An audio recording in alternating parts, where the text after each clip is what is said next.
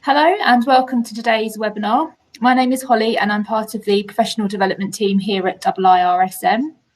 Today's webinar will be delivered by Professor Tim Marsh, Managing Director of consultancy and training company Anker Marsh. Thank you for joining us today, Tim. Before I hand over, there are just a couple of things I need to run through first. So to begin with, you'll be on mute for the duration of the webinar, but you will be able to ask any questions that you have using the chat function on the bottom right of the screen. Ask any questions as they come to mind and we will pick these up at the end of Tim's presentation. And then secondly, the webinar is being recorded and the recording will be placed on IIRSM's YouTube channel after the event. Occasionally webinar participants experience sound problems, but if you do or would just like to recap some of the content in your own time, I'll send you an email with a link to the recording shortly after today's session. Okay, that's enough from me. Tim, over to you. Okay, thank you, Holly. Good afternoon, everybody. Today's talk really is all about well-being, mental health, excellence generally. So really what excellence within an organization does for people's well-being, what people's well-being, if it's good, can do for an organization, and how the two things are inexorably interlinked. The new company, Anker Marsh, I've got together with Jason, and the next slide, I believe, should be, I think I have to go to Holly to show us a 30-second introduction to the company, which cost us a fortune, so I hope you enjoy.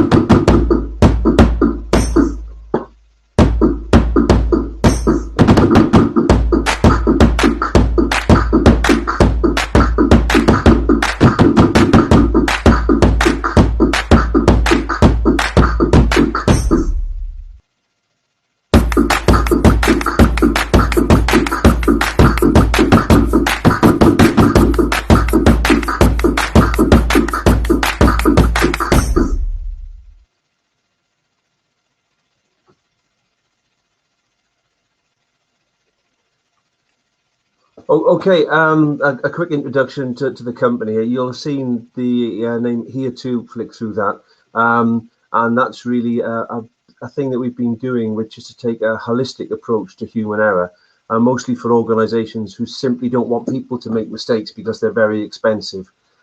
So whether that's falling down the stairs and being incapable of maintaining a piece of kit, or saying the wrong thing or doing the wrong thing or switching the wrong thing off. And I'll explain as we go. Taking a really holistic approach to this whole issue, obviously based on things like James Reason's classic work, Sidney Decker's classic work. This is a little joke for those of us old enough to remember the film, but the Dirty Dozen in terms of human error issues. But also, and much more interesting for myself as a psychologist, the huge influence of books like Thinking Fast, Thinking Slow, about front brain and back brain. You might know it as the chimp paradox, the much more populist approach to the same subject, and how incredibly important that is for understanding why people make mistakes and what we can do about it. Of course, major implication there for nudge theory, behavioral economics, the science of getting people to change their behaviors for small input. Huge influence of looking at sleep. In the last couple of years, we're really beginning to understand the issue of fatigue much better than we ever did. Mental health, of course, is absolutely central. And also learning. I think probably the best safety book of the last 30 years, Matthew Said's Black Box Thinking, which talks about an objective, analytical, humanistic approach to error, really. And if you haven't read it, you really should.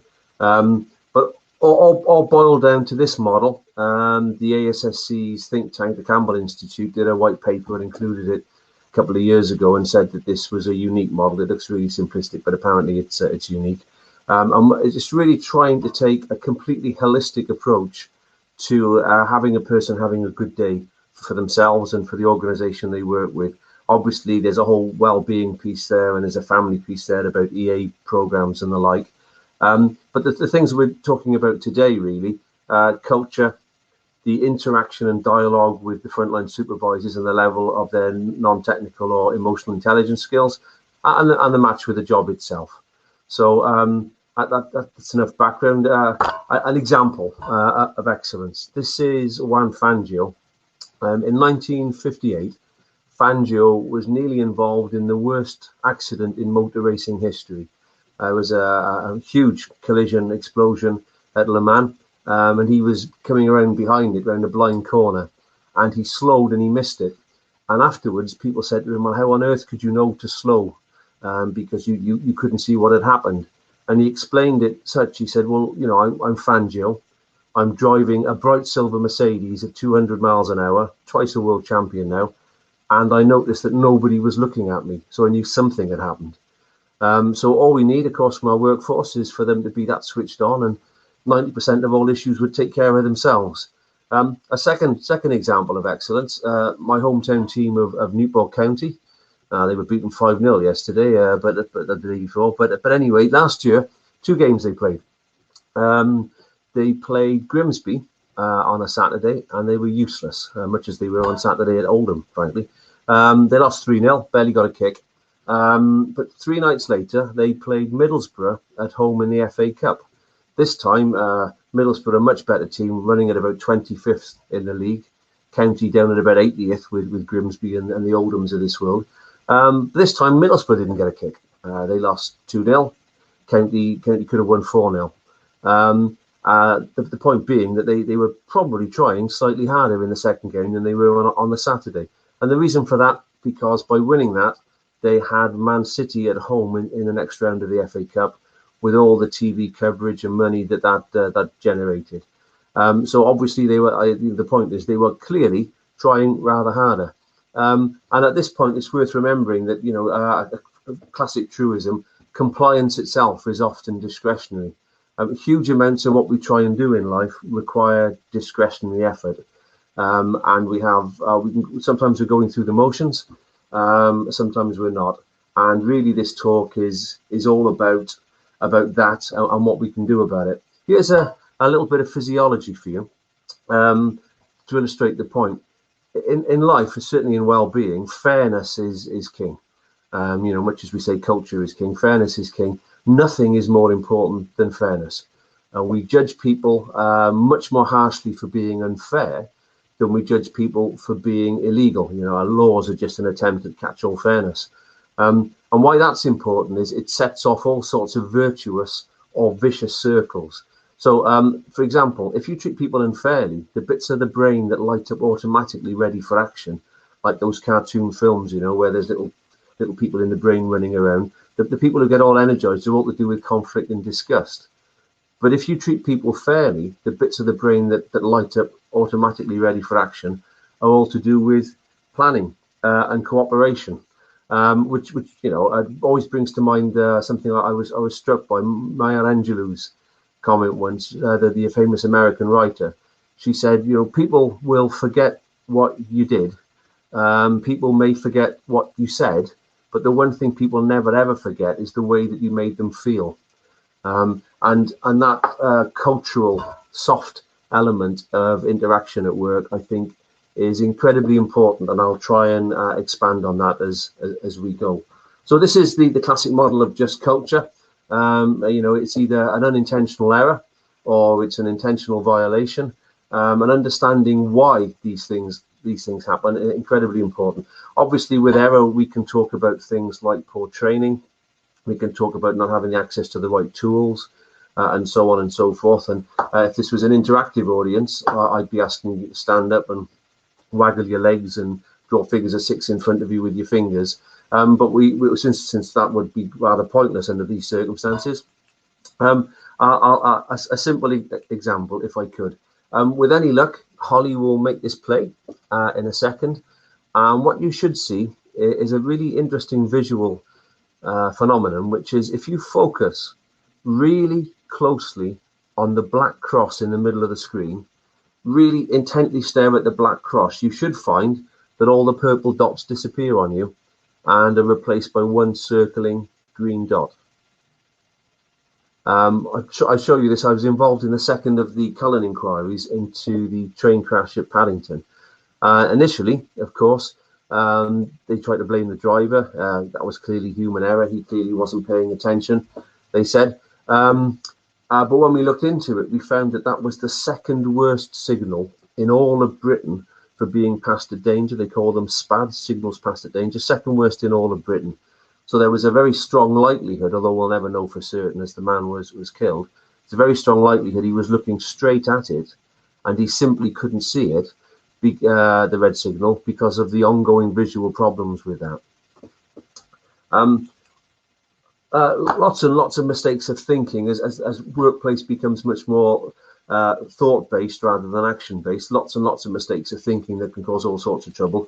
I'll just rattle through these. I'm not going to. I haven't time in a 35-minute presentation to talk about those. But the one mistake of thinking that is incredibly relevant for any sort of fair, just culture is the fundamental attribution. And fundamental attribution error says that we all tend to make the same mistake, which is that we give too much weight to the person and not enough to the environment when something has gone wrong, particularly if it's something expensive or painful or inconvenient. So simple example of the fundamental attribution error, which clearly has massive implications for just culture and the need to systemically understand why error has occurred. Imagine you're driving along and you nearly run somebody off the road because you're distracted or tired or you make a silly mistake. They'll probably shake their fist at you and flash the lights. And your response, if you don't get equally aggressive, is likely to be something along the lines of, oh, no need to be like that. I didn't mean it. You don't know how tired I am, and no harm was done. So just take it easy. So that's us. When it's us, we are completely aware of all the underlying issues and a few excuses. When it's them, they're just a complete bastard, basically. Because imagine somebody drives past you in a Ferrari. They're on the phone. They nearly run you off the road. You've got your children in the back of the car. You're likely to do the fist shaking, light flashing thing. And then imagine you come around the corner 2 minutes later and you see the perfect car accident where they've managed to wrap their Ferrari around a lamppost, but they're unhurt and they're standing at the side of the car looking reasonably distraught.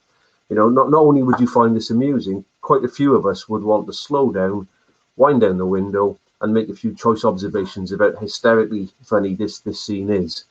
And of course, the kick then is that you find out this is a young doctor, borrowed their sister's Ferrari. They were trying to do triage on the way to an emergency. In the light of this information, you obviously stop, reverse, give them a lift, and so on. And so the fundamental attribution error says, look, when it's us, we are completely aware of all the environmental issues. When it's them, they're just doing it to upset us and annoy us. The learning point from that, of course, is in order to walk a mile in a person's shoes, you have to talk to them. You have to understand their reality in order for you to make an objective response to the situation. So error in the individual, that takes us to these little cartoons that we've been using to illustrate this. Because I really want to talk about individuals in the role. And this is us on a good day. On a good day, you will still spend about 5%, 10% of your time away with the fairies. That's on a day when you've slept well, when you've got no relationship issues, when you've got no financial issues, when you're not poorly or on medication, when you have a job that you enjoy and you're quite good at, where you haven't been promoted to a level of incompetence, the famous Peter principle, where they keep promoting you till you become incompetent, where you get on with your colleagues, where you have the tools and the resources and support that you need, where you work in a culture that's not full of blame, and where your direct management have excellent emotional intelligence skills. You're still going to spend 5% away with the fairies. And the sorts of things to cross-reference to something like behavioural safety is that, often organisations will see that they had 10 accidents last year. They were all stupid accidents. And so their response is to send out a memo saying, don't have stupid accidents, always watch where you're putting your feet, don't trip over things. A better approach is to say, look, in the 55 minutes when you're bright and alert, if you could spot any trip hazards, stop and tidy them up so they're not there to trip over 10 minutes from now when you come back around the corner away with the fairies. The latter approach is just much more effective. But, the former approach is often taken. Well, unfortunately, some of us are having days like this. The list that I've just gone through might apply. And there are two other issues as well on top of what I've just talked through that have really hugely expanded particularly in Europe and the UK in recent years. The first one is fatigue, and the second one, mental health. So I'd like to talk a little bit about those, if I could. This is with a story. This is Lee Halfpenny, the Welsh rugby player, and he's about to take the penalty. And because it's Lee Halfpenny, he kicks it. And he puts us, for what it's worth, 16-15 up with just 12 minutes to go against the All Blacks. I'm in the audience with my son. We haven't beaten the All Blacks since 1953, so everybody starts to get very excited because we're good for this. But before we get too excited, some data. And the data you need to know is that in Wales, a rugby player will run about 70 metres per minute of rugby played. In the Six Nations, it ups to about 80, but in New Zealand, it's around 90. And what that means is that they are just that much fitter, and that really shows traditionally towards the end of a game. In this particular game, they ran in 3 quick tries right in front of us, and we lost 16-34. And my young son was with me, so it was really quite sad. But the point is, we make mistakes when we're tired. As the next slide shows, the physiology of being tired is exactly the same as the physiology of being drunk.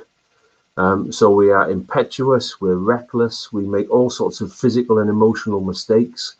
You really don't want tired people in charge of anything important.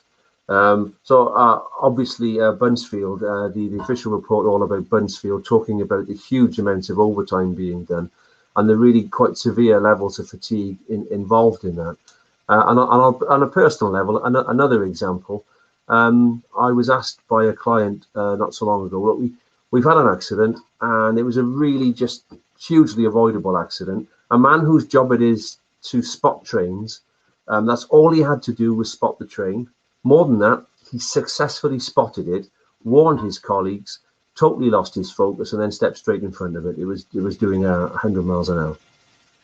And the question, of course, was, what can you do? But when we looked into this, what we found was one of his colleagues hadn't turned in. He'd been asked to double up on shift, asked if he was okay. He said, "Oh yeah, I'm fine. I'll be fine. Don't worry about it. Could use the money." And several hours later, basically, what we've got is we've got a man out there whose job it is to spot trains and warn colleagues of trains, who is physiologically drunk. He could have been out there on 10 pints. So we're beginning to understand just how important fatigue is in the whole human error management issue. Obviously, on a more mundane level, you fail to take an opportunity to help somebody, you make a fundamental attribution error of blaming somebody, you snap at somebody, etc., etc. Or, of course, you lose your concentration and you fall. The second issue that I really wanted to talk about is mental health. Obviously, mental health can be incredibly serious with bipolar, schizophrenia, baby blues based on massive hormonal changes after childbirth, post-traumatic stress disorder because you're spending all your time looking at horrific images as you're working for the social media companies, and your job it is to edit out horrible material. But that's only about 1 person in 20 for about 19 out of 20 who are struggling in work, the famous 1 in 4, 1 in 5. It's just a bounce back and forth between depression and anxiety, and it's a linear issue. We all have, negative thoughts about the past. We all have negative thoughts about the future, but it's about hitting a critical level where it's actually getting in the way of your work. This cartoon, I think, makes it really clear. As you can see, guilt, regret, grievances. The killer on that list is bitterness. Of all the things you really don't want, it's bitterness. But what a cognitive behavioral therapist would say is, every minute you spend thinking about something that's already happened in a negative way is a minute wasted. Unless you're actually going to use that anger for divine retribution, the only person you're going to hurt with that is yourself. It's gone. You need to forget it. And the other end of the fence is anxiety. And that's, of course, thinking about something in a negative way that hasn't happened yet. And again, a therapist would say every minute you spend worrying about something that has yet to happen is a minute stolen from you working to stop it happening. And the grift principle of working and delivering the luck that you deserve based on the effort you put in kicks in. And of course, we bounce back and forth between the two. But in terms of what can organizations do? Well, two things really. It's a very simple strategy, we honestly think. The first one, of course, is that you want to spot that people are hitting critical levels with one or both of these issues. And of course, mental health first aiders can help with that. But perhaps even better is just to have a really strong, caring culture. A lot of organizations talk about a culture of care, where line management and colleagues, Trim from the Marines and so on, spot the people who are beginning to struggle and talk to them. And that's the reactive approach. The proactive approach is merely to create a culture which keeps people in the middle automatically, because it's a culture that is supportive and engaging and empowering and caring. The famous expression, good work is good for you, and all the studies show that you are mentally healthier if you have a job that you're good at and you enjoy, than even if you don't need to work at all. Of course, the reverse is true. If you have a job that is horrible, that can make things worse. So really, it's again, we're always, culture is king. We've always known that, and just having a culture of support and empowerment can make all the difference. You see it all the time. People are happy in work, no matter how challenging it is. It's when they stop working that we have real problems. The army, a classic example. Cricketers, another one. Organizations, two-pronged attack, a reactive approach to spot that people are struggling and signpost them to occupational health, to EA programs, Samaritans, Papyrus, and so on. But primarily and proactively, and we know that proactive is best, is to simply create a culture that empowers. A word of warning, and a contentious issue already, mental health first aiders. I'll give you an example to try and illustrate the criticism of mental health first aiders. And this is a steelworks, it is indeed at Lamwell, I think. I did a week's work there many years ago when I was a young man. I want you to imagine that my mother had dropped me off. I was only 16. And at the door, somebody would say to her, now don't worry, Mrs. Marsh. We do indeed have hot metal flying everywhere. We have noxious and toxic gases. We have forklift trucks charging up and down, and we have a horrible bullying management culture. But don't worry, because Tim will be safe with us. We have 4 highly skilled first aiders out there to look after him. She wouldn't have been very reassured. And the point is, of course, mental health first aiders can be a hugely important piece in the jigsaw, but there is a much bigger jigsaw. And what you start with is a safe, empowering culture. Otherwise, it's just Band-Aid, and all the criticisms of bad behavioural safety apply. First thing you do is you design out the risk, not try and deal with it after it's happened. So what can we do about it more specifically than that? Well, the first thing we can do is we can proactively learn mindfully and have a really objective, grown-up, adult approach to risk and to error. An example. I shared a stage some months ago with a jockey, an Irish jockey, and he described himself as the losingest jockey in the history of horse riding. He said, nobody has got on a horse and lost more times as a professional than I have.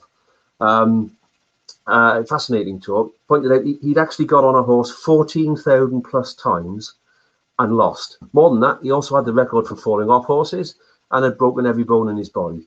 So I want you to imagine that you've got a nice 4-horse accumulator. The 20-to-1 outsider has set it up. Then the 10-to-1 came in on top of that. The 5-to-1 came in on top of that. And your 4th race is an evens race with now thousands of pounds on a toss of a coin. And you find out that we've got this guy on board.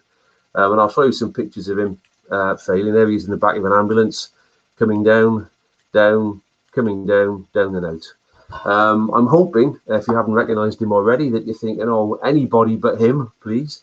But you'd be wrong, because this is actually Tony McCoy. So, of course, he finishes his talk by explaining that he may be the losingest jockey in the history of horse riding, but he is also the winningest, with 4,200 plus winners, which is also a world record. And the point, of course, as Einstein laid out, stated, if you push and you make an effort and you strive, you'll make mistakes. It is utterly inevitable, and articulated incredibly well in the book Black Box Thinking by Matthew Said, who really compares and contrasts aviation's approach to learning from near misses and hospitals and health. I think pretty certain in the paper yesterday there was an expose of a hospital that really valued the fact that it was considered excellent, but wasn't. I think West Sussex, I think it is. Forgive me if I'm getting this wrong, but actually it turns out there was a very defensive management culture and all sorts of things were going wrong from which they weren't learning because they were trying to suppress the issues. And Said makes the case really convincingly that not only do people go forward best when they have a good attitude to error and learning, but so do organizations, countries, cultures, even entire species. Number two, we can be mindful to care and be self-aware. And just a short clip from Holly, just to illustrate a couple of things that I think are incredibly important as we push towards the end of this presentation. I think you'll find this both interesting and moving.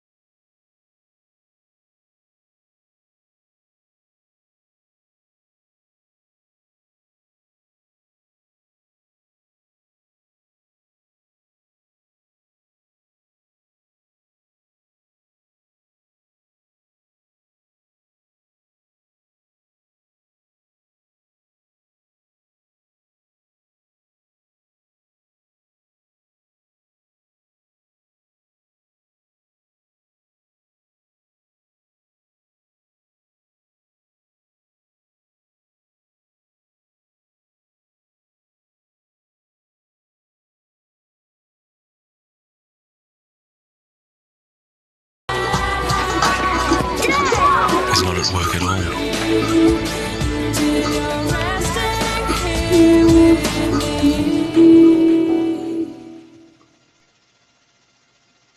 Okay, thank you, Holly. I'm imagining that those of you who are watching that, some of you will be feeling a little bit backed up and thinking, thank goodness for that, that it finished the way that it did. Three reasons for showing the video. Well, the first one is just a cracking video. What a fantastic toolbox talk that is. The second one, for those of us who've ever shared a house with teenagers and dogs, it's some quite light relief in the middle. But the two principles that I want to discuss. The first one is it finishes positively. And anybody who's studied any of the safety differently stuff knows that really, I think one of the things that we've done really well in the world of safety and risk management in recent times is to move to the positive, to move to the proactive. It's all about capacity creation, leeway creation and so on. And the second point is it illustrates something really clearly, which is an understanding that the front brain and the back brain work in tandem, and the back brain often has a much bigger influence than the front brain. So whilst you're watching that film, I imagine you'll have been thinking, well, I know how this finishes. I've seen films like this before. We know what's going to happen here. Oh my goodness. But at the same time, the Dido soundtrack is pounding your back brain with the emotive stuff, so that anybody thinking, goodness, that had a kick, that's I think a really good illustration of front brain, back brain in tandem. And really, as we understand what goes wrong with violations, we understand that often it's the back brain driving. In training terms, we talk about the chimps taking control. And a couple of issues I'd like to talk about really briefly, if I can.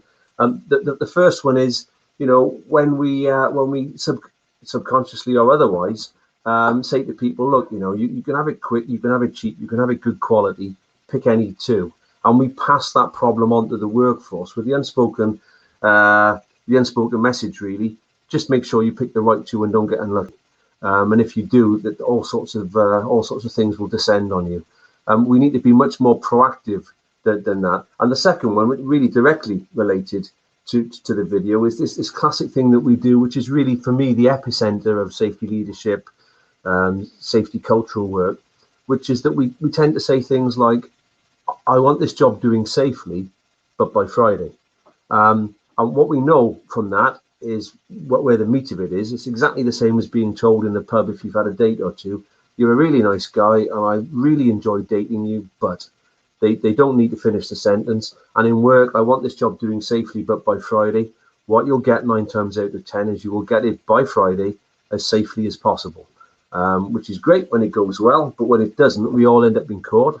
And the supervisor will say, well, I said safely. I really explicitly said safely. I don't know what's gone wrong here. And, you know, often when we delve into issues, nobody says anything explicitly. It's all implied. And a lot of it is backbrain related and cultural related. So a scene on Deepwater Horizon, the film with Marky Wahlberg, reflected a scene in the film Piper Alpha. You know, when people were worried and making warnings, nobody said, just go and do it. You know, what happened was when people in Deepwater in particular were saying, well, I'm worried about these. I'm worried about these readings. What happened was, if you read the excellent book by Andrew Hopkins, is their ongoing concerns were met with robust humour. So basically, people took the mick out of them until they shut up. And that is, for me, the epicenter of culture. It's not people telling you to do something unsafe. It's people smirking at you, and especially colleagues around you, when you keep making a concern. You know, because culture is king. You know, and we often say that it doesn't matter what training you give people, what inductions you give people. If you put them in the back of a van with 3 experienced people, they'll have gone native by lunchtime. Final point, of course, is all about ABC analysis, temptation analysis. You know, where you know that it's not the consequences. It's not the antecedents of the behaviour that cause all the trouble. Antecedents being triggers and contextual issues that are relevant, but the consequences. And you know, consequences can be 3 things. They can be soon or delayed, certain or uncertain, positive or negative. And what you find is anything with assumed certain and positive consequence is tempting, and people will be tempted to cut the corner and crack on. You know, we like to have fun at conferences where we talk through all sorts of unsafe behaviours that people can come up with, you know, to do with sex and smoking and drinking and driving too fast. Get everybody to confess that they do some of those things, and sit down if they're guilty of any, and try and get a laugh by saying, you know, how many of you were tempted to shout house? People laugh, and the reason for that is because people are really actually quite comfortable with risk. We don't necessarily think it's awful until somebody's been hurt and we all stand there and say, oh, they shouldn't have risked that. Before it goes wrong, we're pretty comfortable with it. And the reason for that is we actually have not just a risk tolerance, we actually have a certain risk appetite, and that's something that we're born with. So in this book, that's the biggest selling non-fiction book of the last couple of years, Peterson's Rules for Life, he makes the point that even small children, if you put together a play area that is too safe for them, they won't climb through it, they'll climb over it. Or in this case, they'll swing off it because it's more fun. And we actually have a risk appetite. And I think really good risk management understands that just pointing at risk and saying you shouldn't do that, smoke, drink too much, drive too fast, cut corners at work, isn't going to get you very far at all, because people are just comfortable with risk. So a practical example of how you use that well. The weekend Ayrton Senna died, the senior people in Formula One spoke to the media, and they said it's a tragic weekend for the sport. Not only did he die, another guy died, and Ratzenberger, and a third guy nearly died. And they said, this stops now. And the Formula One team said, well, that's all very well for you to say that, but you know, we've been killing almost 2 people a year for decades now. But they said, no, you're going to apply the fantastic skills you have, not just to speed, but to safety, and then you're going to share them. And then a couple of months later, something very interesting happened, which is this famous fireball, often used as an example of excellent PPE.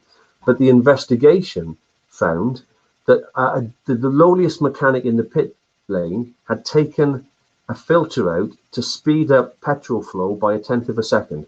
And you might think, well, why on earth would he do that? You know, but actually the world record for the pit stop is 1.94 seconds, Williams, I believe. So 1/10 of a second is a long time. And what they found was that not just the top-down management commitment, but also the involvement and the empowerment of everybody in the pit lane, especially the lowliest mechanic, was essential to a holistic approach to improvement. The proof of the pudding, having killed almost 2 people a year forever, 1 in the last 23 years. But the point that is most important here is that absolutely nobody is slowed down.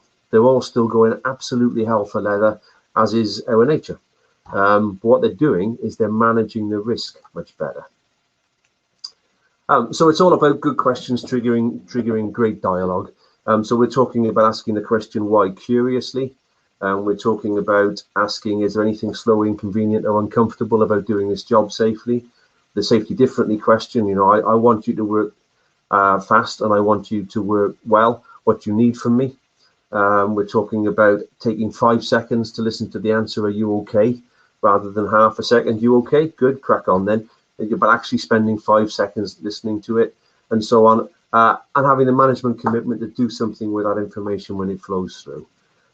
Final couple of slides. What else can we do about it? Well, we can empower. Poor quality engagement is asking the question without listening to the answer. Anybody got a problem with that? No good. Engagement is saying, I've made this decision and I want to ask you what you think. Empowerment is saying, we've got a problem, what do you think? And that's all based on coaching and going the long way around and involving people. And a simple example of good coaching, the famous feedback fish. For those of you who haven't seen this, and the way this works is you have to imagine your 5-year-old has brought you a fish that looks something like this. You wouldn't say, that's crap, that doesn't look anything like a fish, it looks more like a biscuit, you're wasting my time. You would, I imagine, say, this is a wonderful fish, a work of great art, and it's going up on the fridge if not being framed. And the golden rule of coaching number 1 is you give as much praise as humanly possible and without overcooking it. So on an oil rig, you might not want to go for the approach you might use in America, for example. But that's golden rule number 1, as much praise as you can, because it's 20 times as effective as criticism. Then you switch to out and out coaching technique, which is to ask questions. With your 5-year-old, you'd ask, but let me think, son, how do fish see? And of course, your son will say, with an eye, Dad. And he'd add an eye and all the other bits of the anatomy until you end up with a fully formed fish. What's interesting is studies show really clearly that it doesn't matter that an adult knows you have led them to the answer. What really matters is that they say it first. And if they say it first, led to the answer or not, they light up like a little light bulb and they take ownership of the issue in question.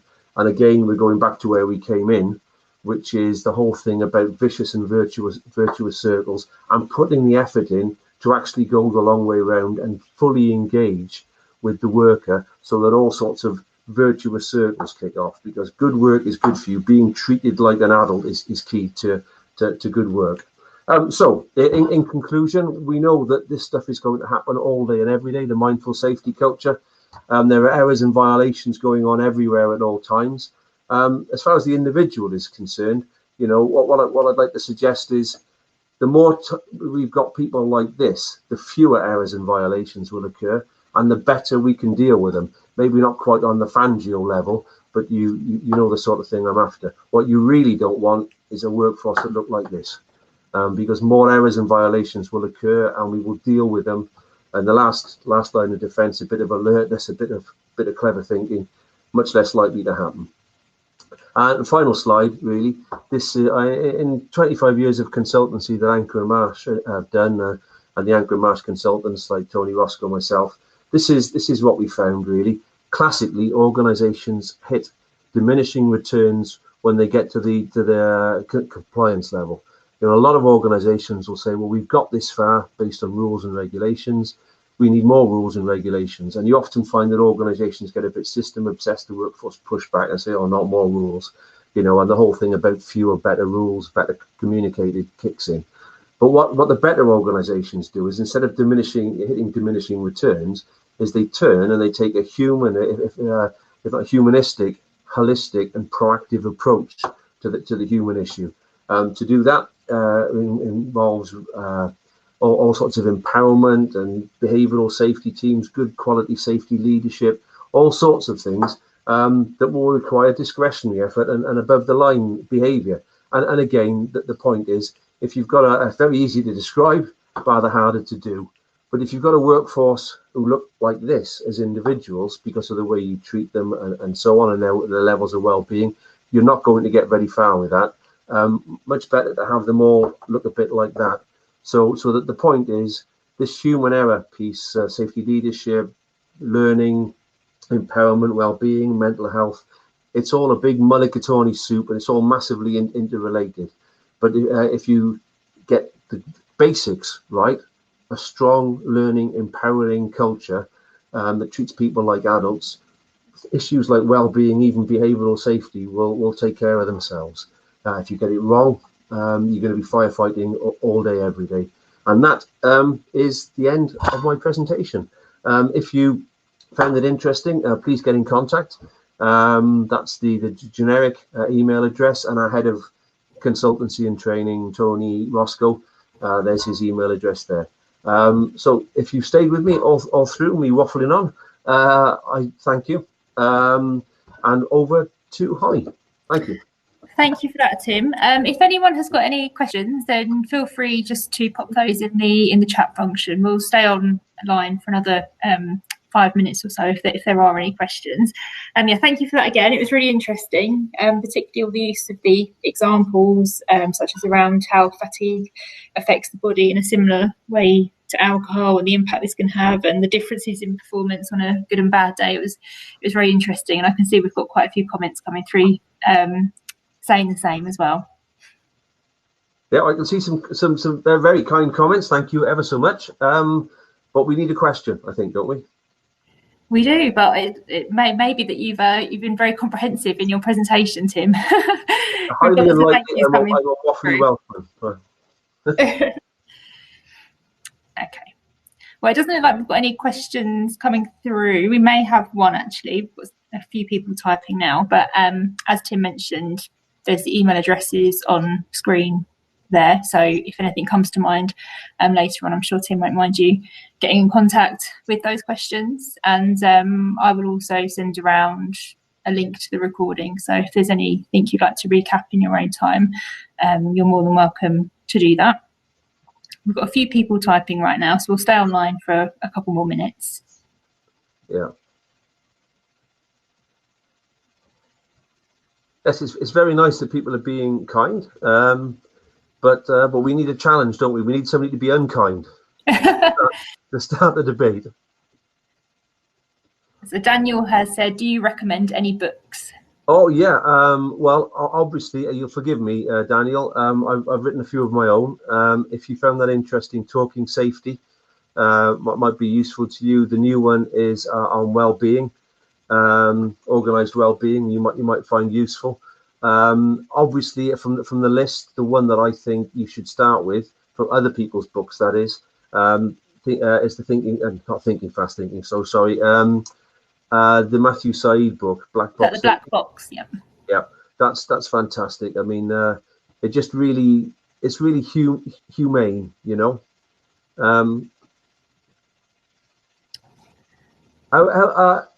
So, well, it's interesting as Steve about cybersecurity. I think that is an entirely generic presentation about people and how they do well or do badly at work. And frankly, I would have thought it generalizes to absolutely everything that you can think of. It's an entirely generic piece about people. So cybersecurity, most definitely. And the next question, if I could pick up, they're coming in now. I know they are. In terms of senior directors, do you know, I don't want to be too cynical. I'm getting older and I'm getting very cynical. But, you know, the interest in that initial video, you'll have seen some very sexy names going through from very big companies. And really, I think where where we're getting our money as a consultancy at the moment, are organizations who are very fixed on people not making expensive mistakes. So we've worked with people who've accidentally closed down airports. If it makes the front page of the newspapers, it's the cost benefit. It really, really is win-win. If you switch people on, get them engaged, get them involved, they make fewer mistakes, they take less time off, there's less presenteeism, there's less absenteeism, they're much less likely to go and work for a competitor, they're much more likely to big you up in the pub when people are saying, well, should I think of working for them? That the whole thing becomes a real win-win. And at conferences, we often say, look, if you just get your well-being bang on, if you really have got a set of policies and procedures and way of doing things and a culture that delivers a small blue pie rather than a big blue pie, things like behavioral safety, 90% of behavioral safety accidents will take care of themselves. So I think the sell to senior management is to sit next to the financial director and talk about just how much money it'll save you or make you.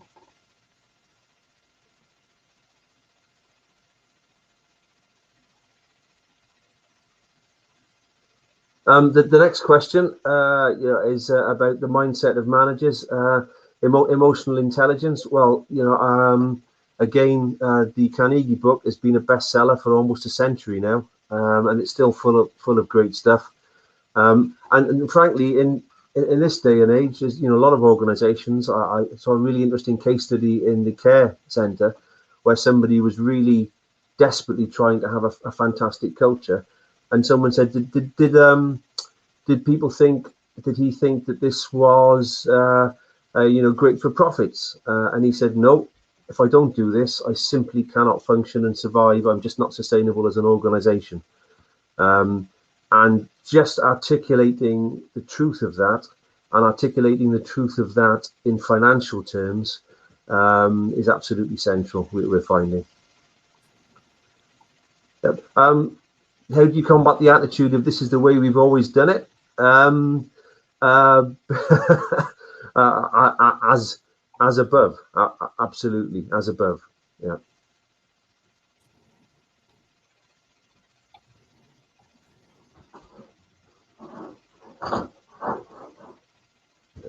And the same questions are recurring. I can see that it's about people being reluctant to change, reluctant to embrace new ways of doing things. Well, as a species, we don't like change.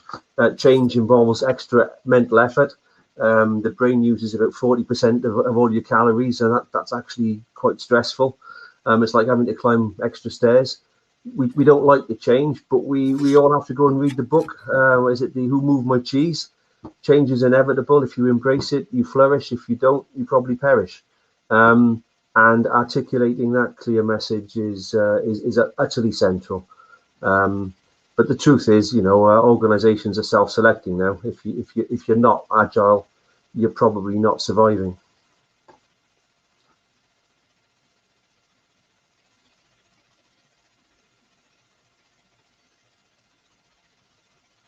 And I think, Holly, that's the last of the questions. Yeah, we've got a couple more thank yous that have come through. If I just have one last question, we'll take this as the last one. So how would you deal with complacency?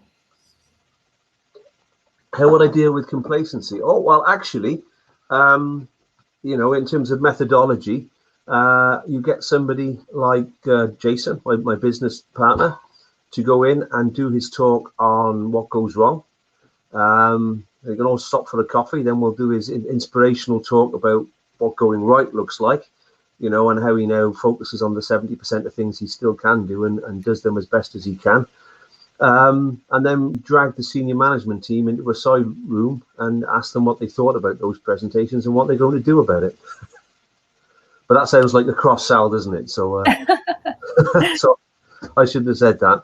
But yeah, if I can be really cynical, if they don't get Jason in and have the scales fall from their eyes, what they do is they wait for something to go horribly wrong, and then they have to react to that. But that's the worst way of doing things. All Okay, well, I think that's all of those questions for now. Then, as I mentioned, the email address is up on screen. If anything else comes to mind that you'd like to ask Tim later on today. So thank you to everyone for joining us, and thank you, Tim. You're very welcome, Holly.